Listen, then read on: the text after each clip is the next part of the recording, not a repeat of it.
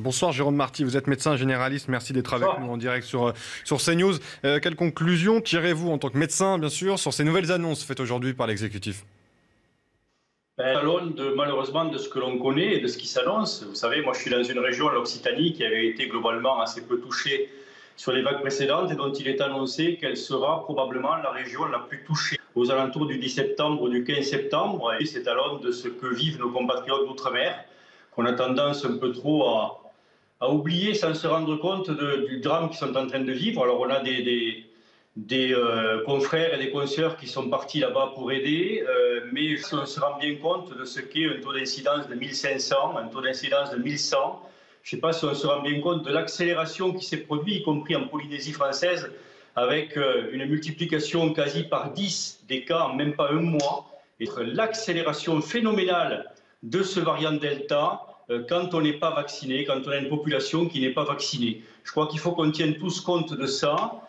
Parce que même s'il reste un réservoir qui paraît faible dans notre pays, et 15% de la population, c'est largement suffisant pour bloquer 4 fois, 5 fois nos possibilités hospitalières.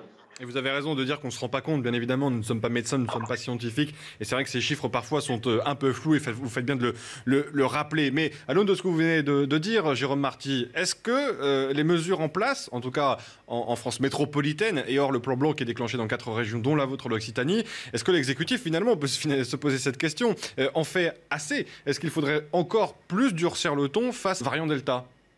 Non, je crois que durcir le ton, non, mais par contre, ce qu'il faut se dire, c'est que la vaccination n'est pas non plus l'alpha et l'oméga, hein, c'est l'outil principal, mais à côté de ça, si on ne prépare pas, par exemple, la rentrée, je n'ai pas entendu parler de grandes manœuvres au sein des écoles pour préparer au retour des élèves. On sait maintenant, et c'est une certitude, et on l'a annoncé depuis des mois, que le mode de contamination principal, c'est le mode de contamination aérien, par aérosol. Et donc, il faut préparer, aérer ces classes, il faut des détecteurs de CO2, il faut des purificateurs d'air, y compris dans les entreprises. Ça doit venir à côté de la vaccination, ainsi que la recherche du virus dans les eaux usées, le pooling, tout ce qu'on a pu parler, enfin, tout ce dont on a pu parler pendant des mois. Là, on se focalise sur la vaccination, mais on sait qu'on n'atteindra pas cette fameuse immunité collective dans le mois ou dans les 2 mois qui viennent. Donc, il faut impérativement qu'on mette des choses à côté. Oui, juste une précision, Jérôme Marty, Gabriel Attal, vous n'avez peut-être pas entendu cet extrait de sa conférence de presse, mais il a annoncé une campagne de vaccination massive dans les écoles. Mais de toute façon, on comprend bien ce que vous dites, ça ne suffira pas. Il n'y a pas que la vaccination. Et d'ailleurs, je voulais vous faire réagir à une étude de chercheurs britanniques qui disent ce soir que face au variant Delta, l'immunité collective est impossible à atteindre, selon eux. Est-ce que c'est une vérité que vous, en tout cas, un constat que vous partagez? Écoutez, on a vu depuis le début de cette affection que de vérité, il n'y en avait pas. Et de garantie non plus. En fait, on découvre, on avance pas à pas. Et moi, j'ai toujours dit qu'il fallait regarder cette épidémie dans le rétroviseur. C'est-à-dire qu'il faut regarder où on était il y a 15 jours et où on est aujourd'hui. Mais les prévisionnistes, pour prendre une parabole rugbyistique, à chaque fois, le virus nous fait un superbe cadrage débordement. On l'attend à droite, il passe à gauche. Donc il faut se méfier des annonces et des certitudes. On est dans une 4e vague, Jérôme Marty, et vous l'avez rappelé, particulièrement violente dans certaines régions, notamment du sud de la France, les régions touristiques. Est-ce que l'on peut imaginer que cette 4e vague se termine une fois que l'été sera passé? Et que faut-il redouter, en revanche, pour la rentrée? Vous l'avez évoqué en milieu scolaire, mais est-ce qu'on est déjà en préparation d'une 5e vague, comme le prédisent certains? Non, mais tout est possible. Il reste encore une fois un réservoir de population qui est suffisamment grand pour qu'on ait une 4e, une 5e, une 6e vague, en gardant à l'esprit qu'elles seront probablement de moins en moins importantes. Mais quelle est la mutation de virus qu'on rencontrera? Le pire est toujours possible, vous savez. Donc il faut qu'on soit conscient que ce virus va nous accompagner encore longtemps. Et juste une chose par rapport au débat que vous aviez auparavant, moi je crois que ce qui manque, c'est qu'on arrête, que l'on comprenne que le virus ne fait pas de politique. Depuis le début, on a des gens qui ont politisé le débat, on a des gens qui ont politisé les moyens de protection, on a des gens qui ont politisé la vaccination, qui ont politisé le fait de porter un masque, qui ont politisé le fait de respecter les mesures barrières. Et tout ça, ça fait que l'on en est là. Moi, je suis en demande d'une union nationale par rapport à ce que l'on rencontre. Je voudrais entendre les Républicains, je voudrais entendre le Parti socialiste, je voudrais entendre les partis républicains aux côtés du gouvernement pour qu'on pense tous en même ligne. Et ça ferait une vraie césure par rapport aux gens qui font clientélisme politique, qui nous tirent en arrière chaque fois que nous voulons aller en avant, chaque fois que nous voulons porter la défense des patients, on nous tire en arrière en disant cette affection n'existe pas, c'est pas vrai, il n'y a pas de gens dans les réanimations. On l'a entendu à toutes les vagues, cette sauce-là. Hein. Et aujourd'hui, on nous dit mais le vaccin n'est pas un vaccin, c'est une thérapie génique, il y a des risques, etc. On invente des choses, on fait peur aux gens par pur clientélisme politique. Mais je voudrais voir la vraie représentation républicaine de ce pays se lever à le même front et nous aider enfin.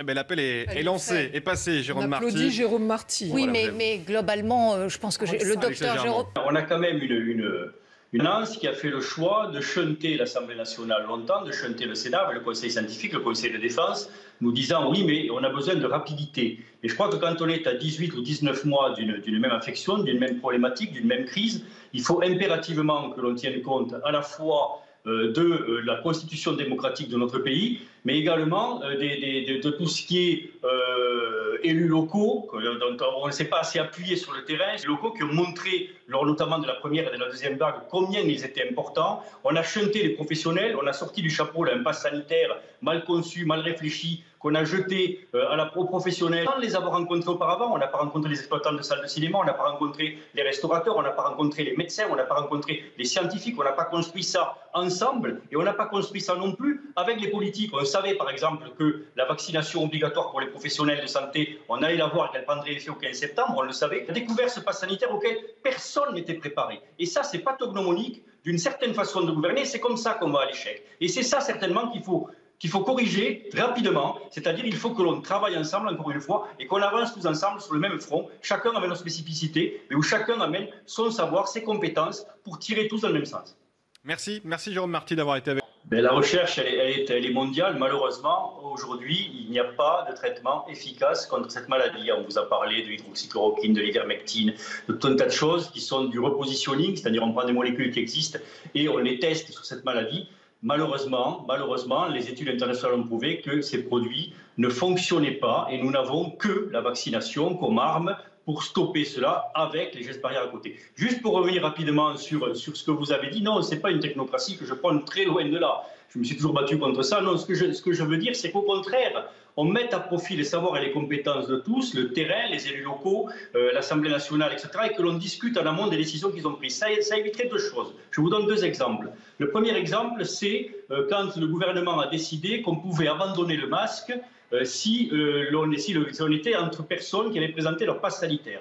L'ensemble de la communauté scientifique a dit attention, erreur, quand on est vacciné, on peut être porteur et contamineur par rapport à des gens qui, eux, ne sont pas vaccinés, et à ce moment-là, déclencher un cluster. Et aujourd'hui, le gouvernement fait machine arrière et on a perdu un peu de temps. Et l'autre exemple... Mais pour les Français, on se fait vacciner, la majorité des Français aujourd'hui, on a ce pass sanitaire pour aller dans des lieux comme les cinémas, les restaurants, les cafés, et on nous dit, et je pense que ça a été légitimement pris avec bienveillance par les Français, on peut enlever le masque. C'est une sorte de contrepartie qui fait du bien au moral. Et aujourd'hui, on revient en arrière. Il y a des Français qui vont mal le prendre. Vous avez tout à fait raison. Il y a un discours qui est un discours de rassurance et qui fait du bien au moral, mais qui n'est pas un discours scientifique. Je suis désolé de vous dire qu'on peut abandonner le masque quand on est entre vaccinés. Ça, il n'y a aucun problème. La bulle sociale, telle qu'on peut la connaître dans des EHPAD, où tout le monde est vacciné, personnel comme résident. À ce moment-là, vous pouvez abandonner là, les mesures barrières. Mais dès l'instant un élément qui rentre et qui, lui, n'est pas vacciné, vous devez tous remettre le masque. C'est ça le problème. Le vrai problème est là. On ne peut pas mélanger non vaccinés, vaccinés, etc. en disant on abandonne. Parce qu'à ce moment-là, on laisse filer la contamination. Et le deuxième point, juste, si on nous écoutait, on tiendrait compte d'un fait qui est un fait historique, qu'on n'a jamais connu auparavant. On n'a jamais connu une pénurie de soignants comme on la connaît actuellement dans les cliniques, dans les hôpitaux et en médecine de ville. Il nous manque des soignants partout. Et il faut tenir compte de ce fait. Il faut tenir compte de ce fait parce qu'on risque d'avoir de gros problèmes. Songez qu'aujourd'hui, on n'a même plus de possibilité d'appeler l'intérim parce que tout le monde en demande. Et donc, face à une vague qui va arriver, face à un nombre de lits qu'il faut augmenter, ça va poser de réels problèmes. Et les décisions doivent être prises aussi en fonction de ce paramètre-là. Et on salue les soignants qui bossent chaque jour, évidemment. Je ne vous ai pas interrogé d'ailleurs sur la situation épidémique aux Antilles. Comment faire face, comment lutter? Je sais ce que vous allez me répondre, la vaccination, mais comment convaincre? Est-ce que ce n'est pas le rôle justement du médecin de terrain, de l'élu local aussi, peut-être plus encore que l'État central à Paris? Et ça, on le fait tous les jours dans nos cabinets. Et je rappelle que dans nos cabinets de médecine générale, on voit chaque année 4 fois la population française. Donc, on a cette possibilité, avec un taux de confiance très élevé des patients en leur médecin traitant, on a cette possibilité d'expliquer les choses et on fait tomber les doutes. Mais moi, je suis en attente d'une vraie campagne de santé publique et je ne l'ai toujours pas vue. J'ai vu des publicités qui étaient des publicités qui se plaçaient en aval de la vaccination. Vous vous souvenez, ces 2 enfants qui courent vers leur grand-mère, ces 2 rugbymen qui courent l'un vers l'autre, mais qui n'expliquent pas du tout la vaccination. Moi, je voudrais que posément, on fasse, vous savez, on prenne les questions que se posent les frequent answer questions, les FAQ, et puis qu'on y réponde très clairement. Pourquoi ce virus ne rend pas stérile? Pourquoi ce n'est pas une thérapie génique? Comment il fonctionne? On peut faire un dessin animé qui explique comment ce vaccin fonctionne, mais qu'on explique aux gens. Nous, on a dans nos cabinets des gens qui nous disent « j'ai peur de me vacciner, j'ai peur des effets secondaires, j'ai peur que ça modifie mon patrimoine génétique, etc. etc. » Et on explique pourquoi ce n'est pas vrai, pourquoi on donne des fausses idées scientifiques et que certains ont un intérêt à le faire. Mais ça, c'est le boulot du gouvernement de faire une vraie campagne de santé publique et malheureusement, pour l'instant, on ne l'a pas eu. Le boulot du gouvernement,